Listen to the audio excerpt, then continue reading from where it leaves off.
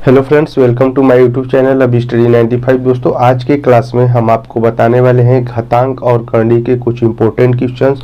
तो मेरे साथ वीडियो के अंत तक बने रहेंगे। आप पूरी वीडियो देखेंगे तभी ये प्रश्न आपको समझ में आएंगे।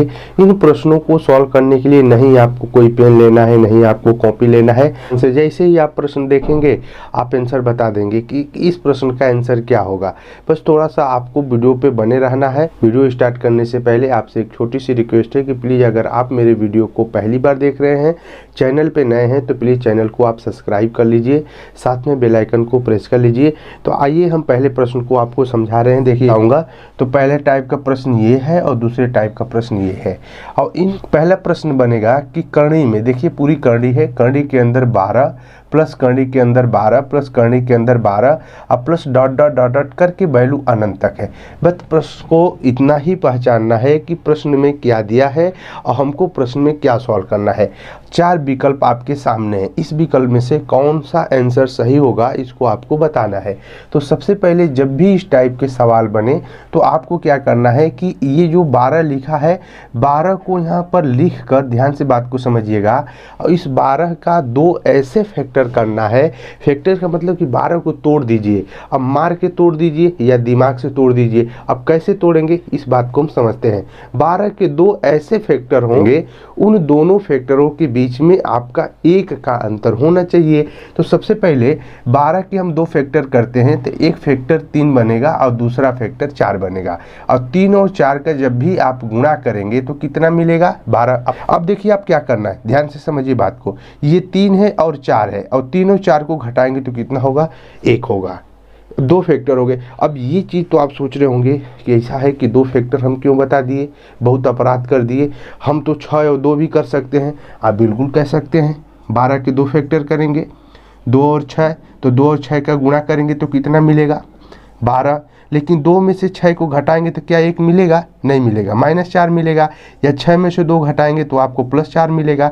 तो हमको क्या करना है कि ऐसे 2 फैक्टर करने हैं जिनका गुणनफल 12 हो, ये सत्य बात है, और उन दोनों का अंतर 1 होना चाहिए। कितना होना चाहिए? 1 अंतर होना चाहिए। तो क्या 3 और 4 का जो अंतर है 1 है कि नहीं है? बताइए।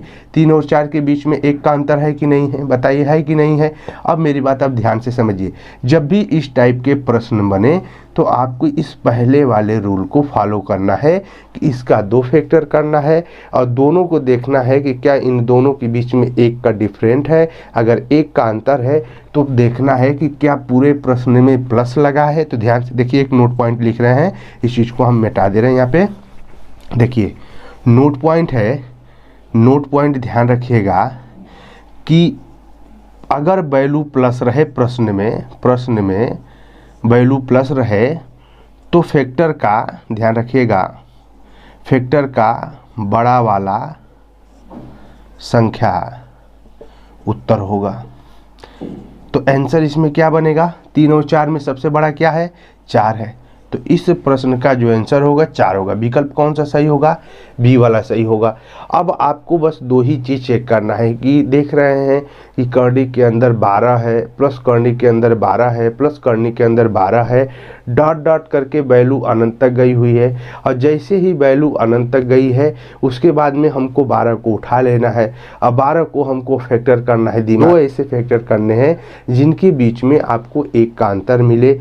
एक प्रश्न और कर लेते हैं। इस प्रश्न को आप समझ गए हैं तो देखिए, प्रश्न है आपका 30 plus √30 plus √30 plus dot dot dot infinite. अब देखिए ये वाला प्रश्न को आपको करना है। अगर ऊपर वाला प्रश्न आप समझ गए तो इस प्रश्न को आप बहुत कम समय में कर लेंगे। देखिए 30 लिखना है और 30 का 2 फैक्टर करना है। तो एक फैक्टर 5 होगा और दूसरा फैक्टर कितना होगा? 6 होगा। 5 × 6 का अगर आप गुणा करेंगे तो कितना हो जाएगा? 5 × 6 = 30। अब देखिए 5 और 6 के बीच में 1 का अंतर है कि नहीं है? तो आप कहेंगे सर बिल्कुल है। अगर इसमें प्लस लगा है तो बड़ा वाला उत्तर होगा, मतलब ये बड़ी वाली संख्या उत्तर होगी। तो आंसर क्या बनेगा आपका? प्लस लगा है तो 6। कितना हो जाएगा? 6। 5 नहीं लिखना है क्योंकि सब में प्लस लगा है, तो प्लस की कंडीशन में बड़ा वाला उत्तर होता है। अब माइनस के केसेस को देख लेते हैं। देखिए माइनस में भी कुछ नहीं करना है, आपको 56 लिखना। बस ये ध्यान रखना है कि वैल्यू प्लस में है या वैल्यू माइनस में है। तो इस प्रश्न में वैल्यू किस में है? आपकी माइनस में है। तो इसका आप फैक्टर करेंगे तो फैक्टर 7 वाटे 56, 7 वाटे 56, 2 फैक्टर इसको मिल गए। तो जब जैसे ही 2 फैक्टर मिले अब आपको क्या करना है, ध्यान रखिएगा, नोट पॉइंट बता रहे हैं कि जब प्रश्न में माइनस रहे तो उत्तर कम वाला होगा।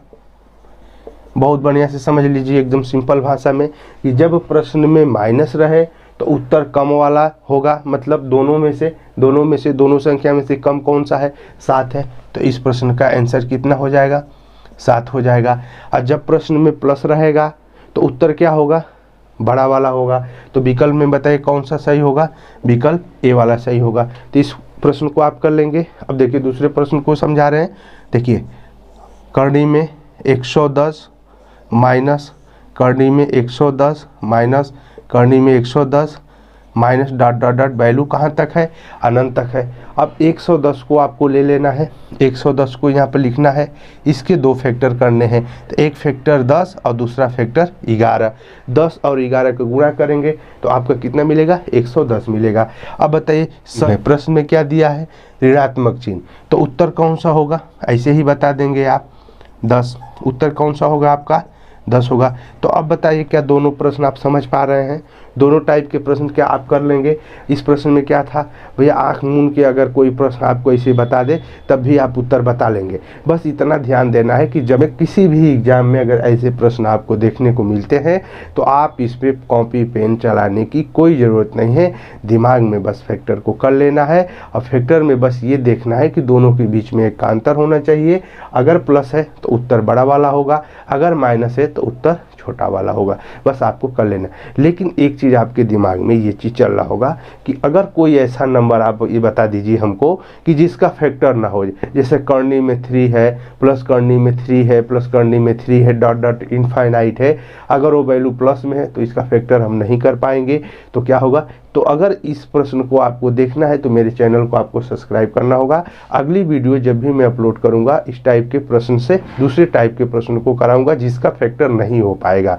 तो आप अब बहुत आसानी से तो हमसे जुड़े रहेंगे, और जब आप चैनल को सब्सक्राइब करेंगे तभी आपको नोटिफिकेशन मिलेगा और आप उस वीडियो को देख सकते हैं। और जैसे ही दोनों प्रश्न को आप समझे हैं, कुछ नहीं था, एकदम हलवा था, इस प्रश्न में कुछ भी नहीं था, आप बहुत कम समय में कर लेंगे, एकदम बेसिक है। बस 2 ही चीज़ आपको ध्यान रखना है। देखिए रटने की कोई चीज़ नहीं होती है मैथ, आप कैसे रटेंगे कि क्या करें, शुरुआत कैसे करें, इस प्रश्न को आप देखें, ऐसे तमाम प्रश्न आपको किताब में मिलेंगे, आप ऐसे प्रश्न को लगा सकते हैं। बस देखना है आराम से कि इसमें हमको क्या करना है।